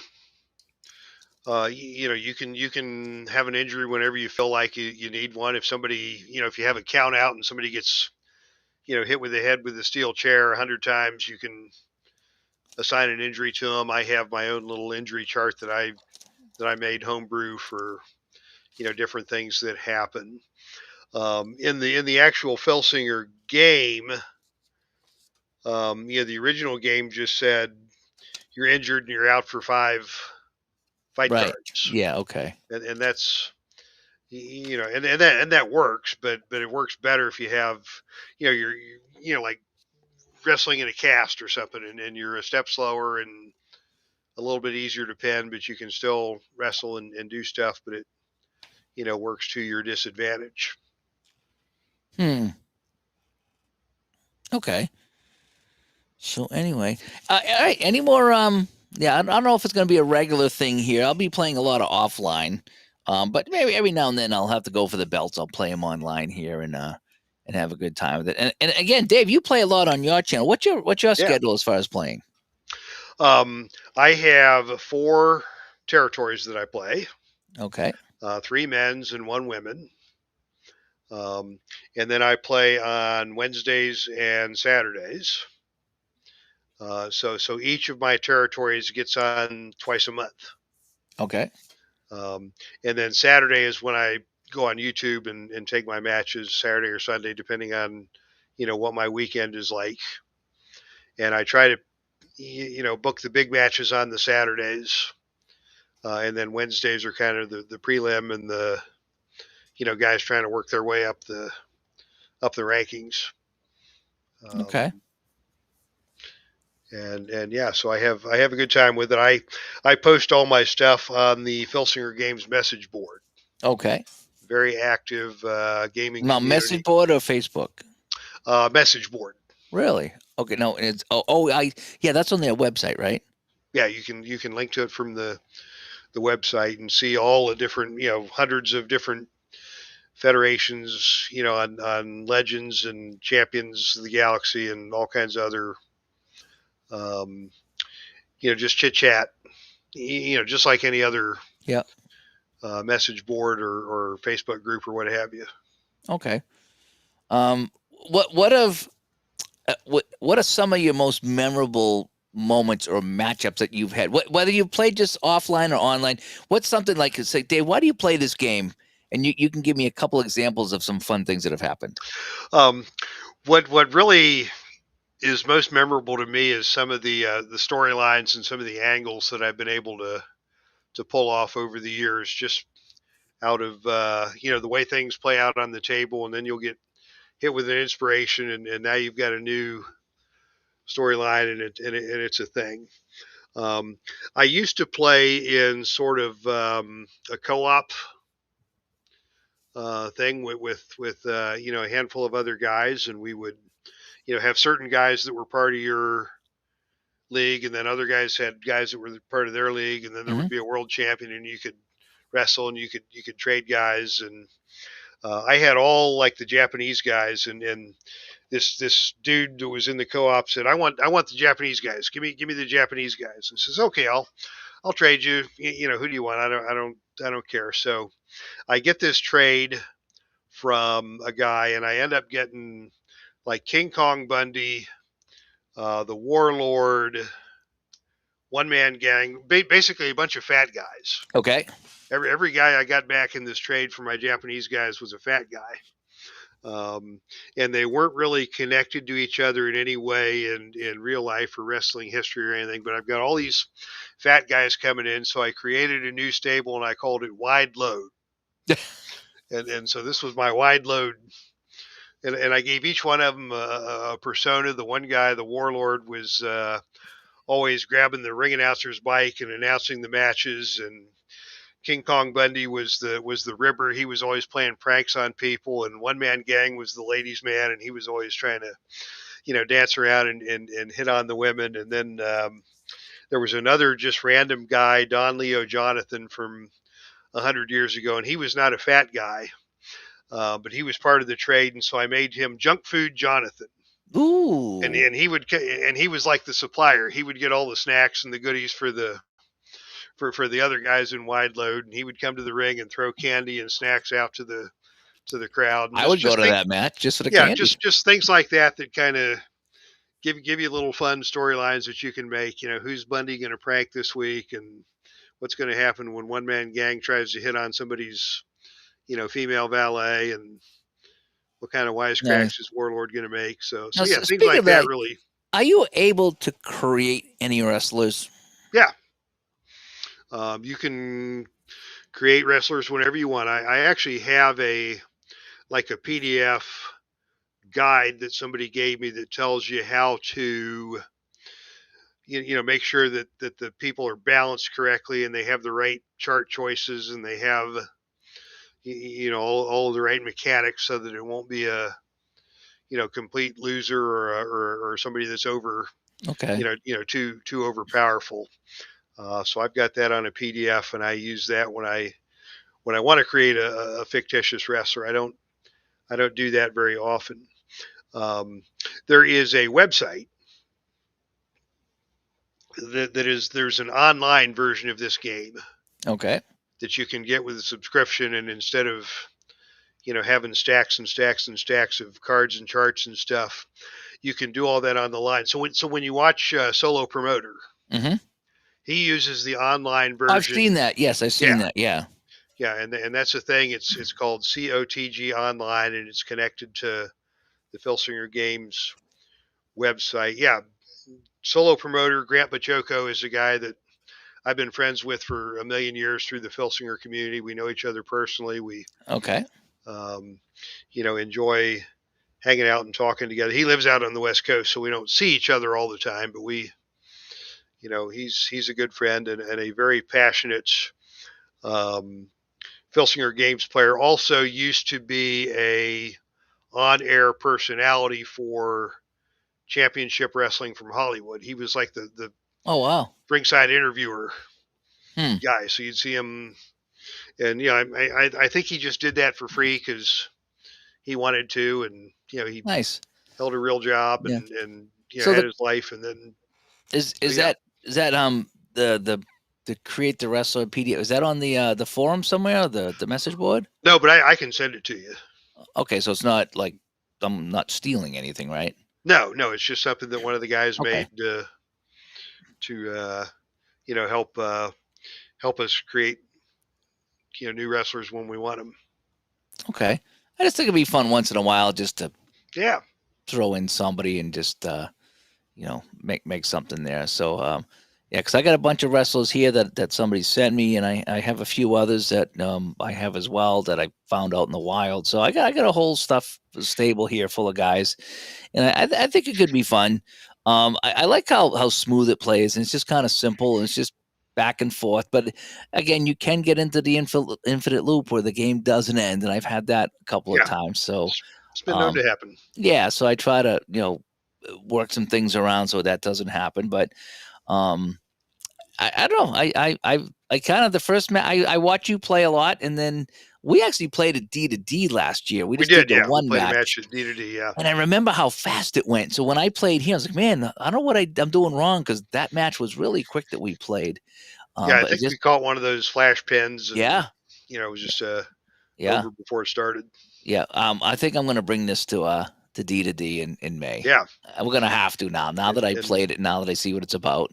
yeah, and I may throw together another tournament bracket, and we can have a tournament at D to D, and the tournament doesn't have to be anything fancy. Yeah. It can just be, you want to play one match. Okay, here's the bracket. It's Iron Sheik against Randy Savage, and you can play that and move on. And then the next guy who comes over can play Yeah, or just whatever other it doesn't match even they have want to to be a play. tournament. Just be Yeah, guys playing it, because that's half the fun. Just kind of playing and yeah, playing with your yeah, buds or whatever. I can see how this could be a fun head to head type of game. Where you could roll and I could roll and just see how it goes, and it's silly yeah. fun. It's just Yeah, that's a lot of fun. They have their weekend get together once a year, just like a D2D con. They call it Galacticon, okay. um, and that's where I met Grant Bachoko, and Um, some other good friends that we have. We just lost a guy. One of the Oh, Galacticon guys passed away a couple weeks ago, and great sadness. Kevin Butcher, great guy, um, passed away. But anyhow, I don't want to get yeah, off on that because you're going to make me cry now. But yeah, yeah. Galacticon is very similar to D2D Con or Play.con. No, You know, talk more about this computer. Is it on the website? Is it a computer program, or is it right on the website, or how does that work? it's an online website Okay, where you can create an account and log in and use the tabletop setup in the computer. I think you have to subscribe to wrestler packs. okay. I was going to ask about that. The game itself is free, but if you want to, you pay $10 and you get Group A, and $10 will get you Group B, and it's a forever thing. It's not a monthly reoccurring charge. You just pay for the wrestlers you want to use, and Oh, interesting. Yeah, that could be have kind of your fun too. Can have you your setup. roll your own dice with that, or is it? The dice are in the game. I mean, I suppose you could roll your own dice if you wanted, but Well, some of the stuff you roll, you can like punch in the numbers, is what I'm asking. So, yeah, yeah. so I mean, it's like your Excel helper games. You push a button and the dice roll on the oh, I screen. see. And Okay, so yeah, I couldn't roll dice on the table, then put my results in. I don't think so. Okay, okay. Um, I've seen. I might have to try you it. know, I want to yeah, take a look. check out Solo Promoter's page. He knows a lot more about that than I do because Right. I do all my stuff on the tabletop. But Grant is all about the online play, and yeah, I mean it plays real well for his webcast for his YouTube stuff. Yeah. Yeah. I can see And that there. So, Grant's a very entertaining guy. He's a puppeteer. He's a comedian. He plays the guitar and does parody songs. He's like a mini version of Weird Al Yankovic and a wrestling fan. So fantastic. Yeah. Well, Dave, I appreciate you coming on. We had yeah, talked about this for quite some time, actually. So, yeah, we finally nailed it it's great down. to catch up, and we'll do it again sometime. I think there was some talk on the Facebook page about a pineapple pizza on a pole match at D2D Con. That's interesting. So Yeah. Yeah. I'll have to look in the book, see if there's any pole matches there. we can Um, create I, our own. I saw the Boston Garden many years ago. Yeah. The Garden had just opened. It was the Fleet Center, I think, at the time. And I think it was Al Snow and someone. And it was kind of gross. One of them had a dog. And the dog disappeared. And the guy cooked his dog Ooh.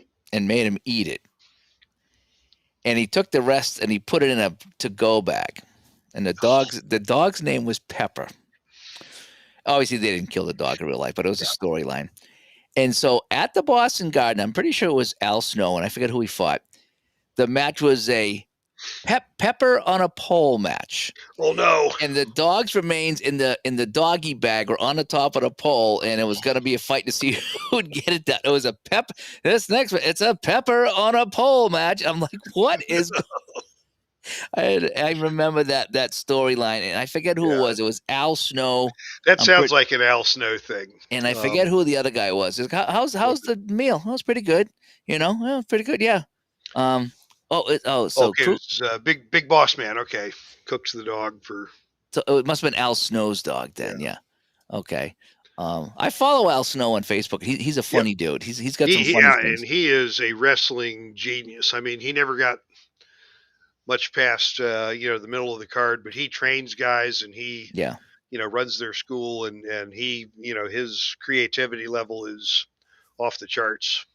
I don't know if you remember when he had the gimmick where he carried the head around with him, and he would Oh yeah. have Yeah. the mannequin head in the corner of the ring, and in the middle of the match he'd be turning around talking to the head, getting advice. And Oh man, that's yeah, that's funny. I don't know if I ever told this or told you. I know I said it on the show. I actually did work for Killer Kowalski, Walter Kowalski. Really? Okay. This is back in 1988. I moved Yep. into a place, and they had a TV productions class at the cable company. And I was in the TV production in high school, and I was pretty good at some things. So I took the class and pretty much, I knew everything we were talking about, but I wanted to get involved.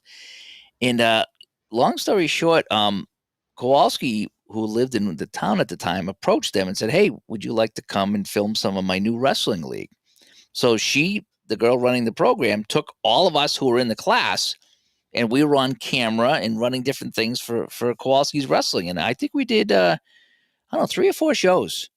We went to Yeah. gyms and we did some baseball field, Manning Field or something like that, up in or Harding Field in New Hampshire somewhere, big baseball stadium. And they had an outdoor match. That was my favorite one because I was on the control, and so I had all the cameras in front of me. And so the match was the ring was at the pitcher's mound, and so I think I was at second base actually, well, first base. So the wrestlers come out of the dugout and go wrestle, and Walter was in the back on the headphones talking to me, and he'd be Cool. like, so I had the 3 people on camera, so I'd be like, camera 1, follow this guy, camera 2, get in the ring, camera 3. So there was one match. And it was a big, like all these wrestlers in there. So he's on the headphones. He's like, okay, the guy with the blue mask is going to be first to go. And so I'd be like, okay, camera 3, get the guy in the blue mask. He's on his way out. And so camera 3 would get on him, and I go, camera 3, take camera 3. And so then you'd see him get thrown out of the ring, and we'd follow him to the locker room. So, okay, camera 1, back to camera 1. And then, okay, the guy in the orange and the guy, that's, whatever, those 2 guys are going to fall out of the ring. All right, camera 2, get on those 2 guys, right? So, and it was really, really fun And that it sounds night. like a challenge to keep up with all that. It was fun. I could see myself doing that because it's like camera 1 over here, camera 2, stand by, go camera 2, camera 3, stand by, because you have to let the camera know, because if they, they did anything and move, because if you just cut to them and then they're up at the sky, so you have to let them know I'm coming, camera 3, stand by, camera 3. And it was a fun time. I did some camera work, and I did the I forget what they call the control guy there, but I did that. And we did a few shows with him, and he was trying to get it up and running, and it never really kind of went anywhere, but it was still. It was super fun. Iron Mike Sharp was there, so I got to meet him.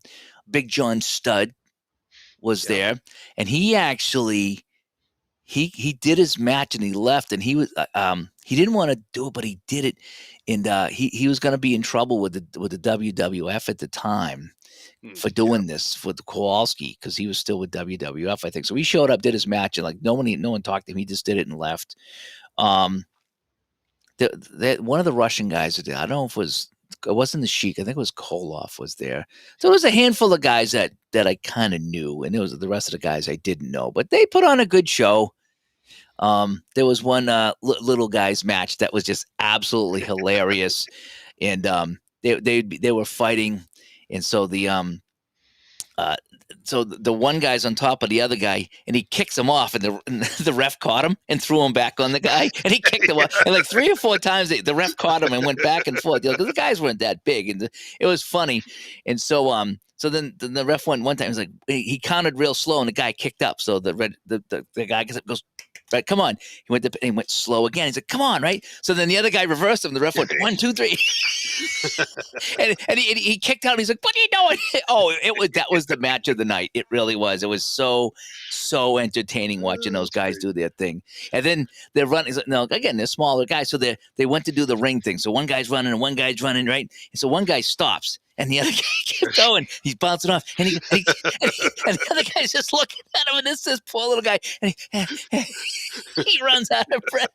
What a show! What a show that was! Oh man, good time at that show. Good stuff, yeah. Up in New Hampshire there at the outside show. But so I did some work with the wrestling leagues up there, and with that league, and it's too bad it never went anywhere, because I had a good time with it. I really did.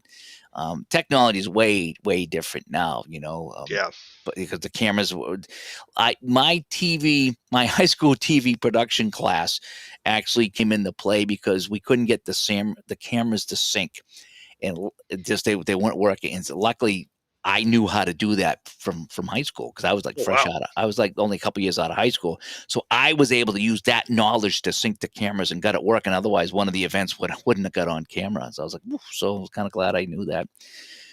That was a fun time though. Again, wrestling, it's just all a good time. Saves the day. Yeah, it's all Yep. good fun.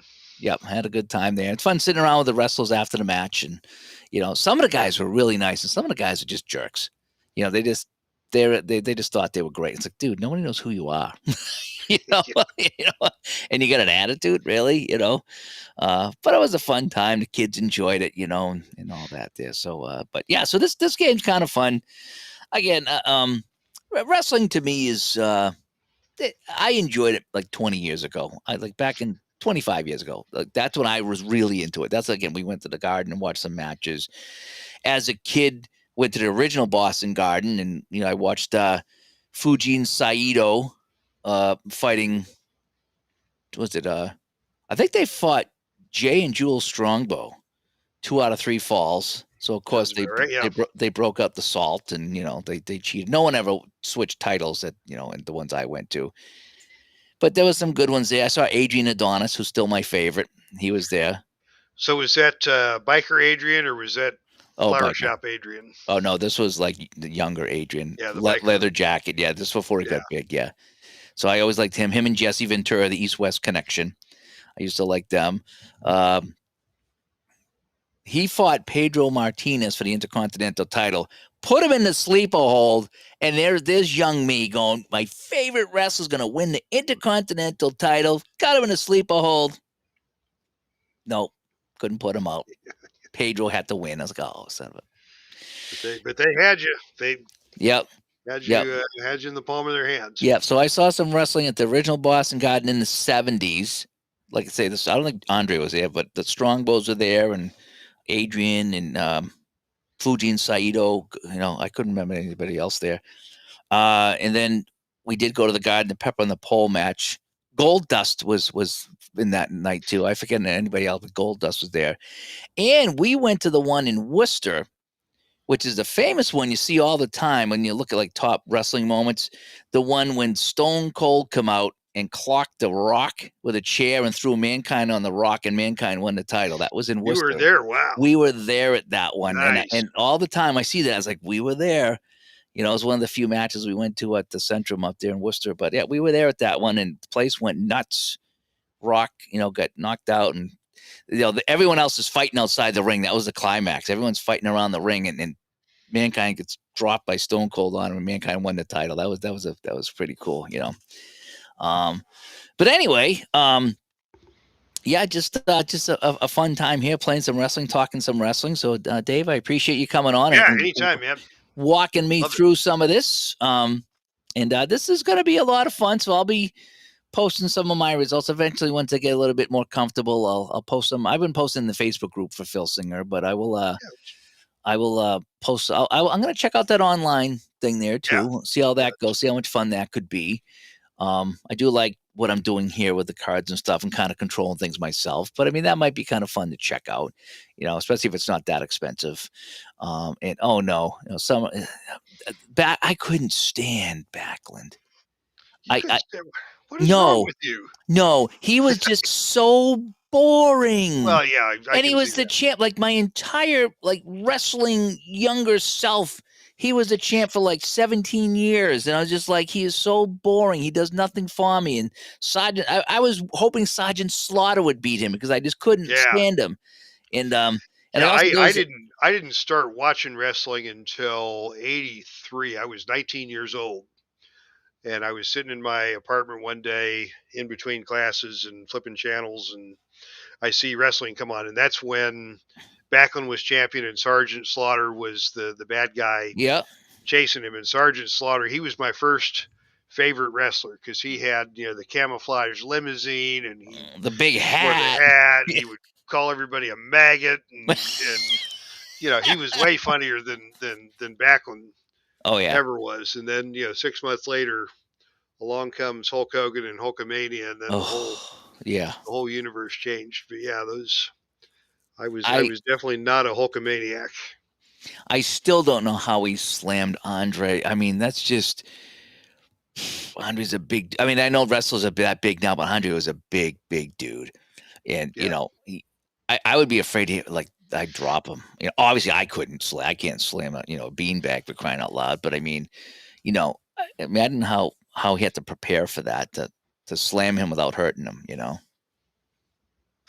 So yeah, some fun times there. So anyway, yeah. So we want to know, Yeah. again, if you're a wrestling fan, let us know if you'd like to see some wrestling here on the channel. I can do some of that. Dave obviously has some on his channel. It's Epic Dave? Is it Epic Dave Little? It's Dave Little Epic. Dave Little Epic is what his YouTube channel is. So head over there. Dave does some good things. Dave, is the basketball ever coming back? Probably when I retire. Okay. Which is a year from now. So Okay. yeah. Yeah. That's it. A basketball game is 2 hours. Yeah, that's the thing with The that. way I do it, and so on a work night, that's just not going to Did you happen. ever think about maybe like playing one half and then doing the other one another time, or speeding ahead to the second half, or you want to play the whole thing? I would play the whole thing. Maybe I would, play the first half and then broadcast the second half. But yeah, I mean, yeah, I loved doing the basketball. And it was very relaxing. And yes, D. Scott Howard's here. He loved the basketball, and That because it was was a Friday relaxing night to talk mainstay through for me. stuff. And yeah, that was a Friday night thing when life was a little less hectic. And then what happened was my wife and I ended up with a Friday night babysitting commitment. There was a young couple that we knew, and they had kids, and they needed help, and so we're babysitting with them on Friday nights, and that's what kind of pulled me away from that, and I've just never gotten back around to it. But yeah, once I retire, I'll have time for those projects, and if it's 2 hours on a Wednesday night, and I'm not getting up at 5:30 on Thursday morning to go to work, that'll be Yeah, much more it manageable. is it is tough to sit and try to watch a 2 hour event, but a lot of times for me, because you're about an hour behind, so you might start a little bit later. On Friday night, that's my work swing is crazy between Friday and Saturday. I'm up early and I'm up late, so I would go to bed like real early, like 9ish on a Friday night, and I'd have you on, and I could kind of have you on Yeah, like listen to a transistor radio of a basketball game, and so that was kind of yeah. fun A doing lot that. of guys did that. I heard that from a lot of people. I think D. Scott Howard was one that was, very regular at listening to the games, and he didn't always, pipe up in the chat room. But yeah, I enjoyed doing that. I enjoyed the format. I enjoyed revisiting, the history of the guys, the Havlicek and Wilt Chamberlain and Pete Maravich and the guys that were the stars of that era. So yeah, that's something I'd like to get back to. Yeah, that was. I look forward to that on Friday nights. That was kind of like your time, and like I said, I would watch some of it here while I was playing my old game or doing work, or sometimes I just go to bed, and just kind of listen in bed. And I do that now with a lot of people in the community. If they're on late, I'll listen to them at night. Before I listen to anything else, I'll check to see who's on late. And that was one of the things I enjoyed. So I wanted to ask about Yeah, that because I know some people that do miss that. I just wanted to let you know. yeah. So. Well, I appreciate that. But anyway, so all righty. So that is Yeah, I guess our first look at Filsinger. Is it Legends of Wrestling? Is that what it's called? Legends of Wrestling. Filsinger Legends of Wrestling. We played a couple of matches. We did basic. We did advanced. And actually, the advanced, I really not that difficult. Yeah, it's just a handful of extra things, but it actually adds to the flavor of the game, and it makes the matches go a little faster because you end up on. It's a lot easier to get on to level 3 when you're doing some of those extra charts and extra Yeah, extra and I moves and do stuff. like I'm going to look at some of the injury stuff there too. Maybe I'll roll for that because that can increase a pin number in the bad way, or going into the ropes, it can affect their levels if they're injured. That brings a whole new aspect into it, is the injuries. The managers is something I might work on. I don't want too many manager interference. I kind of want to get good at the game, and then I can work in the Yeah, extra stuff. yeah, I like sure. the idea of the when you roll a tie. Would you say you go to the announcer? Yeah, I go to the ring announcer, or sometimes I'll grab like the face to the mat book where there's random stuff, and use the face to the mat book as the random shenanigans. Yep. Some again. All it really. they did a good job of making it a simple play game. It really is. It's Yeah. again, you can get into the loop where it takes forever to play, or you can be done a match in less than a minute. So there is that to consider. But again, if you work that into your storyline, like we played that match here tonight, we got a pin on the first roll. Why the guy didn't come in to break up the pin? Maybe it was early in the match, he wasn't thinking it, and maybe he was distracted by the other guy. And holy cow, that's a shocker. Yeah, and you can take that any direction you want to. Exactly. I think that's the fun part about this is, with the interference and just kind of playing it the way you want, putting the matchups you want. You can create, good guys, bad guys, alliances.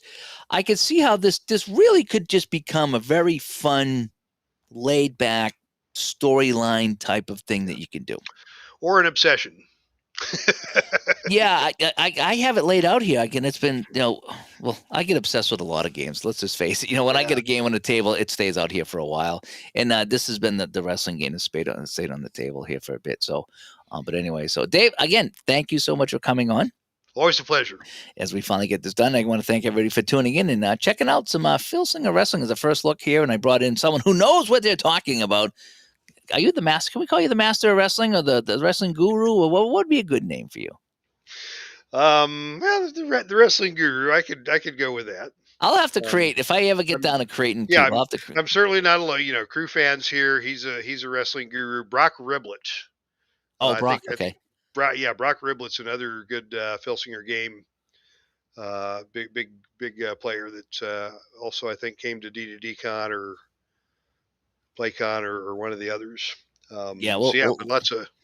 Yeah, we will do this. I'll see if I can find that create a wrestler thing, and I'll have to create the Dave Little, the Epic Dave. Yeah. And, I'll see if I can go to like the AI, just create me a fictional wrestler, and put that on the front, and then put your stuff on the back. I think this could be a lot of fun. I do. Oh yeah. And it already is, and I think it could be even more fun by adding some other people in here. So anyway. I hope Brock comes to D2D too, because I definitely want to play this. I want to play this and have some fun with this. D2D's shaping up pretty good. Now that we got the first one out of the way, we know what we're going to do, and I know what to expect. And I'm kind of hoping this one goes as smooth, and I'll be able to play more at this one here. So anyway, great. All right, again, Dave Little, thank you so much. And we played some wrestling here tonight, and I want to thank everybody for coming by. And we'll talk to you all later. Bye-bye, everyone.